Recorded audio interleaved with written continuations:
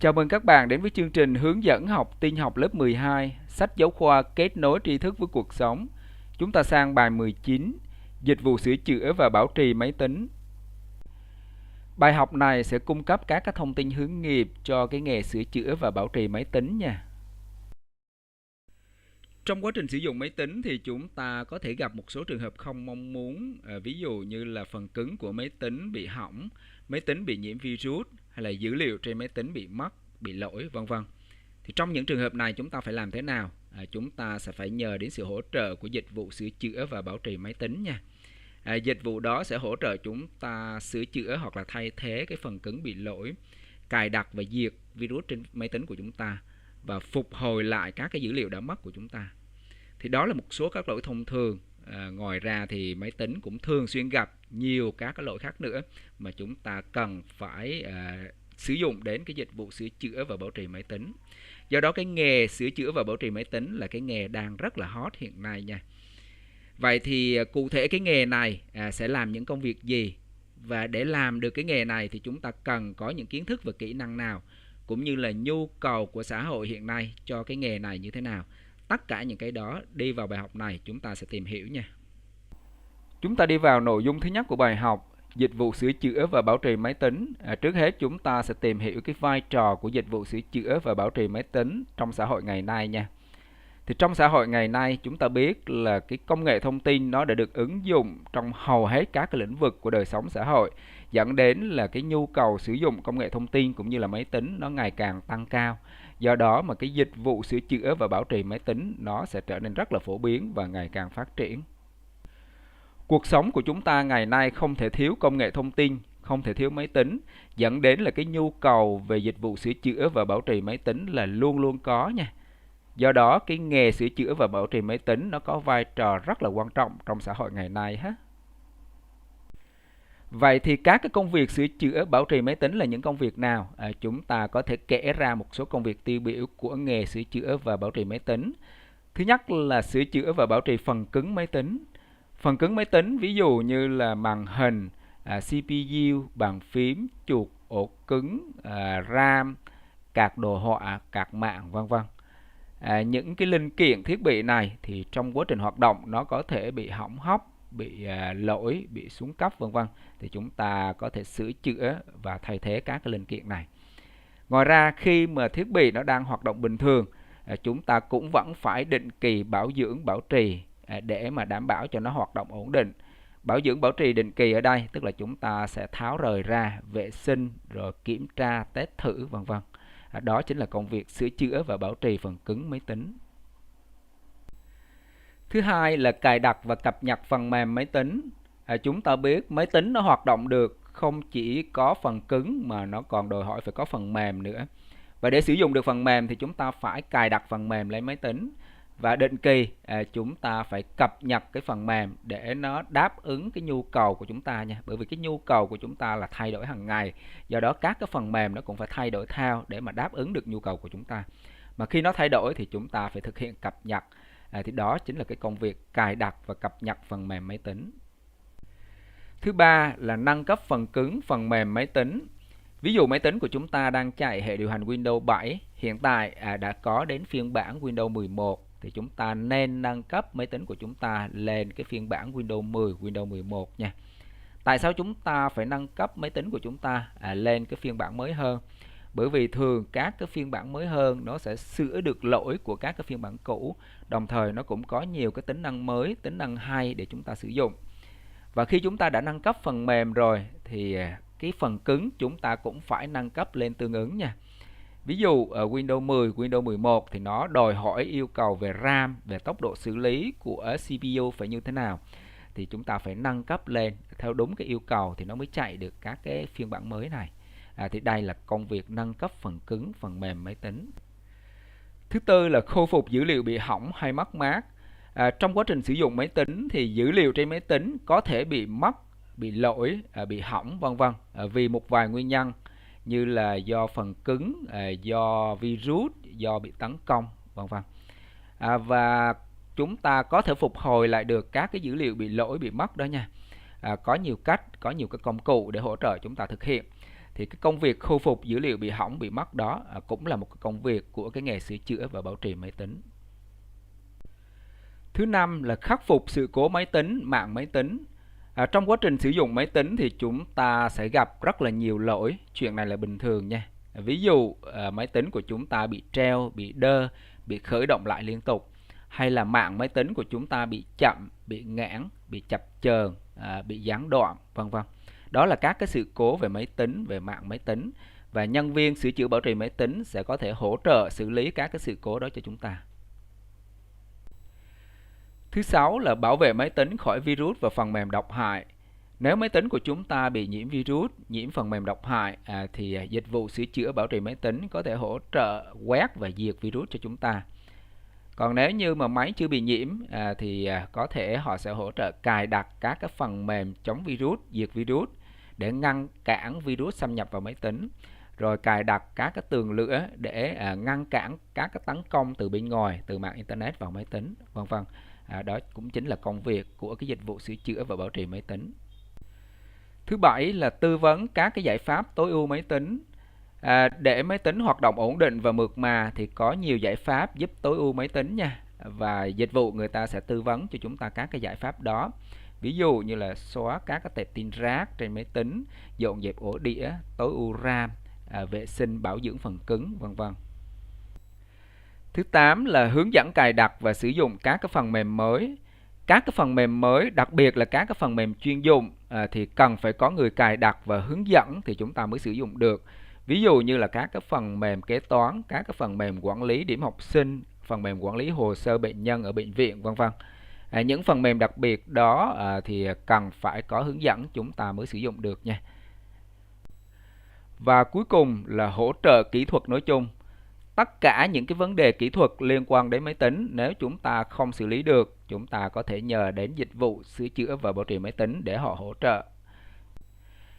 Đây là một số các cái công việc tiêu biểu của cái nghề sửa chữa và bảo trì máy tính. Như vậy là chúng ta đã biết về các cái công việc của cái nghề sửa chữa và bảo trì máy tính. Thế thì để làm được các cái công việc đó, chúng ta cần phải có những kiến thức và kỹ năng nào? Về mặt kiến thức, trước hết là kiến thức về phần cứng, chúng ta phải có hiểu biết về các cái thành phần cơ bản của máy tính, cũng như là biết cách kiểm tra, tháo lắp, sửa chữa hoặc là thay thế phần cứng. Và đây là một cái ví dụ về kiến thức phần cứng chúng ta cần phải có quy trình lắp ráp một cái máy tính hết.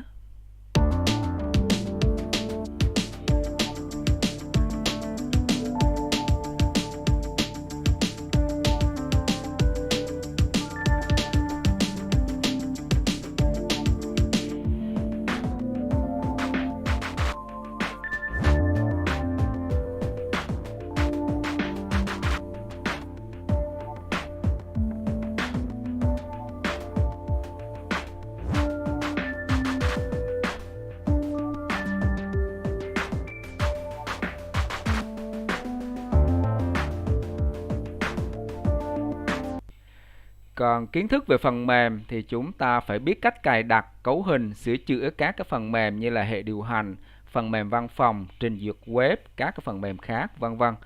Và chúng ta cũng biết cách phát hiện cũng như là loại bỏ virus và các cái phần mềm độc hại. Đây là một cái ví dụ về kiến thức phần mềm mà chúng ta cần phải nắm.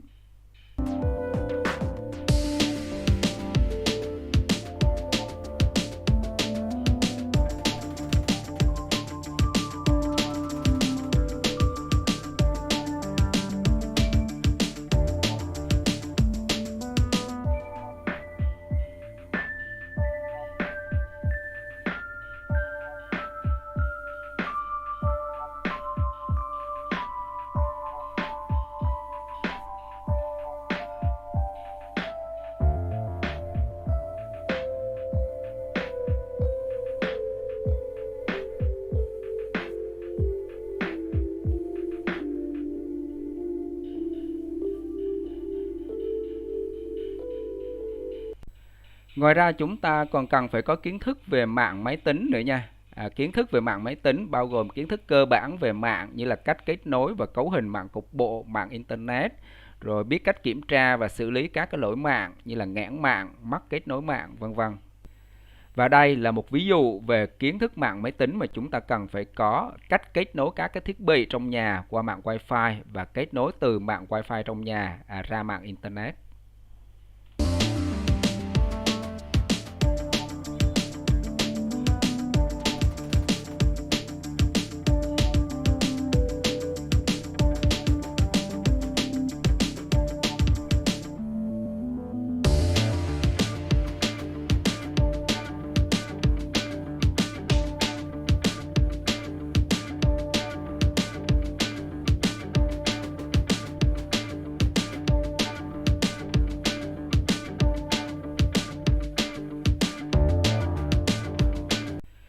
Về mặt kỹ năng thì cái nghề sửa chữa và bảo trì máy tính nó đòi hỏi các cái kỹ năng sau đây. Thứ nhất là kỹ năng học hỏi và cập nhật kiến thức. Chúng ta biết là cái ngành công nghệ thông tin và máy tính là cái ngành nó thay đổi và phát triển liên tục. Do đó đòi hỏi chúng ta phải luôn cập nhật và học hỏi những cái kiến thức mới, công nghệ mới. Hôm nay là Windows 10, hôm sau là Windows 11, hôm sau nữa là Windows 12, vân vân. Nó cứ thay đổi phát triển như vậy, đòi hỏi chúng ta phải liên tục cập nhật những kiến thức mới, những công nghệ mới, chúng ta mới theo được cái nghề này nha. Thứ hai là kỹ năng giải quyết vấn đề. Khách hàng thông báo cho chúng ta một cái sự cố máy tính như vậy, chúng ta phải giải quyết như thế nào? Nếu giải quyết không được, chúng ta phải tìm kiếm thông tin ở đâu, tra cứu những tài liệu nào để mà có cái hướng xử lý. Thì đó chính là cái kỹ năng giải quyết vấn đề nha. Thứ ba là kỹ năng giao tiếp. Ví dụ khách hàng thông báo cho chúng ta một sự cố máy tính, thì chúng ta phải hỏi thông tin khách hàng như thế nào để mà có được những cái thông tin cần thiết để mà chúng ta biết được khách hàng đang gặp phải cái sự cố gì. Từ đó chúng ta mới đưa ra được cái hướng xử lý. Hay là để tư vấn cho khách hàng, chúng ta phải giao tiếp với khách hàng như thế nào để mà khách hàng có thể hiểu được và thực hiện đúng ở các cái hướng dẫn của chúng ta. Những cái đó đòi hỏi cái kỹ năng giao tiếp nha. Thứ tư là kỹ năng quản lý thời gian. Ví dụ như là cái hệ thống máy tính của ngân hàng đang bị lỗi. Như chúng ta biết, nếu như cái hệ thống máy tính của ngân hàng mà ngừng hoạt động, chỉ cần trong vài phút thì có hàng ngàn các cái giao dịch là không thể thực hiện được, dẫn đến thiệt hại rất là lớn cho ngân hàng. Do đó chúng ta phải khắc phục sự cố càng nhanh càng tốt, phải đáp ứng được cái thời gian quy định của ngân hàng. Thì đó đòi hỏi cái kỹ năng quản lý thời gian nha. Câu hỏi của phần 1: trình bày một số công việc chính mà người làm nghề sửa chữa và bảo trì máy tính cần thực hiện. Một số công việc chính của người làm nghề sửa chữa và bảo trì máy tính bao gồm sửa chữa và bảo trì phần cứng máy tính, cài đặt và cập nhật phần mềm máy tính, nâng cấp phần cứng, phần mềm máy tính, khôi phục dữ liệu bị hỏng hay mất mát, khắc phục sự cố máy tính, mạng máy tính, bảo vệ máy tính khỏi virus và phần mềm độc hại, tư vấn các giải pháp tối ưu máy tính, hướng dẫn cài đặt sử dụng các cái phần mềm mới và các cái hỗ trợ kỹ thuật khác. Chúng ta sang nội dung thứ hai của bài học: nhu cầu nhân lực và ngành học liên quan. Trước hết chúng ta tìm hiểu về nhu cầu nhân lực của cái nghề sửa chữa và bảo trì máy tính nha. Thì nhu cầu nhân lực hiện tại cho cái dịch vụ sửa chữa và bảo trì máy tính nó đang tăng rất là cao. Lý do thứ nhất là do cái cách mạng công nghiệp 4.0 nó đưa đến sự bùng nổ của việc sử dụng máy tính và thiết bị số. Ngày nay, nhà nhà, người người đều sử dụng máy tính. Tất cả các cái doanh nghiệp, nhà máy, xí nghiệp, tổ chức, vân vân đều sử dụng đến máy tính. Người ta gọi là sự bùng nổ của việc sử dụng máy tính. Lý do thứ hai là do chúng ta phải liên tục nâng cấp và thay thế thiết bị để mà đáp ứng với sự phát triển nhanh của công nghệ. Công nghệ hiện nay nó phát triển rất là nhanh, phát triển từng ngày. Ví dụ như hệ điều hành Windows 7 lên Windows 8, Windows 10, Windows 11. Thì để chạy được các cái hệ điều hành mới hơn, chúng ta phải nâng cấp thiết bị, thay thế thiết bị thì chúng ta mới chạy được. Hay là lý do thứ ba là có nhiều thay đổi trong mô hình làm việc, chủ yếu là chuyển dần sang cái việc làm việc từ xa, các cái dịch vụ trực tuyến. Ngay cả cái việc sửa chữa và bảo trì máy tính, chúng ta cũng có thể chẩn đoán và sửa lỗi từ xa. Thì để mà thực hiện được các cái dịch vụ trực tuyến, dịch vụ từ xa, chúng ta cần phải có máy tính và kết nối Internet. Thì đây là các cái lý do nó dẫn đến cái nhu cầu nhân lực cho cái dịch vụ sửa chữa và bảo trì máy tính. Nhu cầu này nó rất là lớn. Do đó học cái ngành này thì chúng ta sẽ không lo thất nghiệp nha. Vậy thì những nhóm nghề và ngành học liên quan đến dịch vụ sửa chữa và bảo trì máy tính là những nhóm nghề và ngành nào? Trước hết là các cái nhóm nghề, đó là cái nhóm nghề kỹ thuật viên công nghệ thông tin, hay nói ngắn gọn là kỹ thuật viên máy tính. Với nghề này thì chủ yếu là cần phải có kiến thức cơ bản về máy tính và phải thành thục các cái thao tác sửa chữa và bảo trì máy tính thì chúng ta có thể làm được cái nghề này. Do đó, cái ngành học cho cái nghề này chủ yếu là được đào tạo ở bậc trung cấp, cao đẳng và các cái trường nghề, các cái ngành học như là ngành kỹ thuật máy tính hay là kỹ thuật sửa chữa và lắp ráp máy tính. Đây là những cái ngành học để mà làm cái nghề kỹ thuật viên công nghệ thông tin hay là kỹ thuật viên máy tính. Nhóm nghề thứ hai là nhóm nghề kỹ sư, bao gồm kỹ sư công nghệ thông tin, kỹ sư kỹ thuật máy tính, kỹ sư truyền thông và mạng máy tính, kỹ sư khoa học máy tính, kỹ sư hệ thống thông tin, kỹ sư công nghệ phần mềm. Để mà làm được cái nhóm nghề này thì cần phải có kiến thức chuyên sâu về máy tính. Do đó các cái nhóm nghề này nó sẽ được đào tạo chủ yếu ở bậc đại học nha.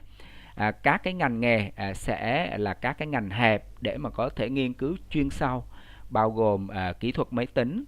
Ngành này thì nó sẽ liên quan đến cái phần cứng máy tính và thiết kế vi mạch để phát triển các cái thiết bị về hệ thống máy tính.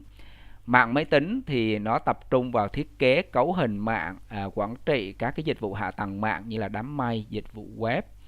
Còn ngành khoa học máy tính thì tập trung nghiên cứu phát triển cái phần mềm, thuật toán và lý thuyết máy tính. Ngành an toàn thông tin thì chủ yếu là bảo vệ dữ liệu về hệ thống máy tính khỏi các cái mối đe dọa và xâm nhập, khắc phục các cái sự cố an ninh thông tin. Còn cái ngành công nghệ phần mềm thì chủ yếu là liên quan đến phát triển và triển khai các cái sản phẩm phần mềm.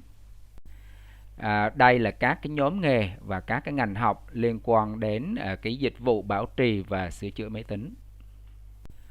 Câu hỏi của phần 2. Tra cứu và kể tên một số cơ sở đào tạo ở địa phương của em có đào tạo các ngành học liên quan đến nghề sửa chữa và bảo trì máy tính. Chúng ta lấy ví dụ một số cơ sở đào tạo nghề sửa chữa và bảo trì máy tính ở thành phố Đà Nẵng nha. Bao gồm trường thực hành Space. Trường này nó có các cái khóa sửa chữa máy tính cơ bản và chuyên sâu, các cái khóa ngắn hạn. Hay là Trung tâm Công nghệ Thông tin và Truyền thông Đà Nẵng cũng có các cái khóa ngắn hạn sửa chữa máy tính cơ bản và chuyên sâu. Rồi trường cao đẳng nghề Đà Nẵng có cái ngành kỹ thuật sửa chữa và lắp ráp máy tính. Trường Đại học Sư phạm Kỹ thuật có ngành công nghệ thông tin. Trường Đại học Duy Tân có ngành khoa học dữ liệu, khoa học máy tính, kỹ thuật phần mềm, an ninh mạng, công nghệ thông tin, vân vân. Tiếp tục bài học, chúng ta sang phần luyện tập. Yêu cầu của phần luyện tập: tìm kiếm trên Internet một vài thông tin tuyển dụng liên quan tới công việc sửa chữa và bảo trì máy tính. Đọc yêu cầu của họ về công việc, kiến thức, kỹ năng, so sánh với những gì em đã biết về công việc sửa chữa và bảo trì máy tính sau bài học này. Đây là thông tin tuyển dụng của cái cơ sở Hoàng Hà PC, một cơ sở kinh doanh sửa chữa và bảo trì máy tính. Tuyển dụng chuyên viên kỹ thuật phần cứng, phần mềm máy tính. Yêu cầu công việc là lắp ráp, cài đặt, hoàn thiện bộ máy tính, xử lý sự cố bảo hành, hỗ trợ kỹ thuật khách hàng, tối ưu hệ điều hành, phần mềm ảo hóa, giả lập. Còn đây là thông tin tuyển dụng của Bệnh viện Đa khoa Trung ương Quảng Nam, tuyển dụng kỹ sư công nghệ thông tin. Yêu cầu công việc là vận hành, cài đặt các cái hệ thống công nghệ thông tin tại bệnh viện. Còn đây là thông tin tuyển dụng, tuyển kỹ thuật viên máy tính, mô tả công việc là sửa máy tính, cài WinShop, sửa nạp mực in, sửa Wi-Fi, vệ sinh máy tính. Đây là thông tin tuyển dụng của công ty cổ phần tập đoàn Invest. Yêu cầu công việc là quản lý bộ phận IT, đề xuất các chiến lược, tham gia các cái dự án phát triển phần mềm về công nghệ thông tin, thiết lập và quản lý hệ thống máy chủ cục bộ, mạng nội bộ, Internet, Wi-Fi, camera, quản lý các cái phần mềm trong công việc quản lý công việc, quản lý hệ thống website của công ty chuyên nghiệp và hiệu quả, backup dữ liệu, file server, hệ thống website, hỗ trợ IT cho các sự kiện của công ty tổ chức. Và đây là kết quả so sánh. Yêu cầu công việc của các cái thông tin tuyển dụng nó giống với các cái thông tin mà chúng ta đã học trong bài học nha. Với thông tin tuyển dụng của các cái cơ sở kinh doanh nhỏ thì họ yêu cầu kiến thức cơ bản là chủ yếu và đặc biệt là phải thành thục các cái thao tác lắp đặt, sửa chữa, vận hành máy tính đơn giản phù hợp với nghề kỹ thuật viên máy tính. Còn với thông tin tuyển dụng của các cái doanh nghiệp tổ chức lớn thì đòi hỏi kiến thức rộng và chuyên sâu, phải thành thục các cái thao tác vận hành hệ thống máy tính lớn và phức tạp, nó phù hợp với nghề kỹ sư kỹ thuật máy tính, kỹ sư công nghệ thông tin. Chúng ta sang phần cuối cùng của bài học, phần vận dụng. Yêu cầu của phần vận dụng là chúng ta sẽ chọn một cái nghề trong nhóm nghề dịch vụ của ngành công nghệ thông tin. Ví dụ như là lập trình viên, kiểm thử viên, tư vấn, quản lý dự án công nghệ thông tin, vân vân. Chọn xong thì chúng ta sẽ thực hiện một cái báo cáo ngắn gọn về cái thông tin hướng nghiệp của nghề đó. Nội dung chính của báo cáo bao gồm tên ngành nghề, sơ lược về công việc chính, yêu cầu về kiến thức, kỹ năng, những cái ngành học có liên quan, nhu cầu nhân lực cho nghề đó. Thông tin thì chúng ta sẽ tìm kiếm trên Internet. Chúng ta thực hiện cái yêu cầu của phần vận dụng nha. Chúng ta sẽ làm một cái báo cáo về thông tin hướng nghiệp cho cái nghề lập trình viên nha. Tên nghề sẽ là lập trình viên. Công việc của lập trình viên là xây dựng một cái ứng dụng mới, phân tích nghiệp vụ, viết code, review code, nâng cấp và sửa chữa các cái ứng dụng có sẵn, xây dựng các cái chức năng xử lý, nghiên cứu và phát triển công nghệ mới. Kiến thức của một lập trình viên là các cái lập trình viên phải có kiến thức và sử dụng thành thạo nhiều cái ngôn ngữ lập trình, ví dụ như là Java, C++, PHP, ASP, vân vân. Về kỹ năng thì lập trình viên phải có kỹ năng giao tiếp, kỹ năng làm việc nhóm, kỹ năng tự học, kỹ năng thiết kế, kỹ năng phân tích.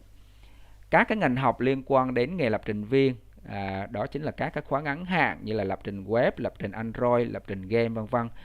Rồi ngành công nghệ thông tin, ngành kỹ thuật phần mềm, ngành công nghệ phần mềm. Về nhu cầu nhân lực thì hiện nay nhu cầu về web, ứng dụng, phần mềm hệ thống ngày càng tăng, dẫn đến là các cái doanh nghiệp rất cần nguồn nhân lực để mà có thể tạo ra những cái sản phẩm này. Bên cạnh đó thì cơ hội việc làm trong các cái tập đoàn công nghệ lớn, lập trình viên còn có thể lựa chọn làm việc tại các công ty game, ứng dụng di động, bộ phận phát triển kỹ thuật của các cái công ty sản xuất, vân vân. Ngoài ra thì nhiều lập trình viên còn nhận làm việc theo dự án freelance khi rảnh tại nhà để mà tăng mức thu nhập. Đây chính là báo cáo cho cái nghề lập trình viên nha. Như vậy là chúng ta đã xong phần vận dụng và cũng kết thúc bài 19 tại đây nha. Cảm ơn các bạn đã chú ý lắng nghe bài học. Nếu các bạn có bất cứ thắc mắc hay câu hỏi gì liên quan đến bài học thì hãy để lại comment ở bên dưới. Nếu các bạn thấy thích video này, cảm thấy video hữu ích, hỗ trợ các bạn rất là nhiều trong việc dạy và học thì hãy like, share, subscribe, đăng ký kênh hoặc là donate để ủng hộ cho chương trình nhé. Xin chào và hẹn gặp lại.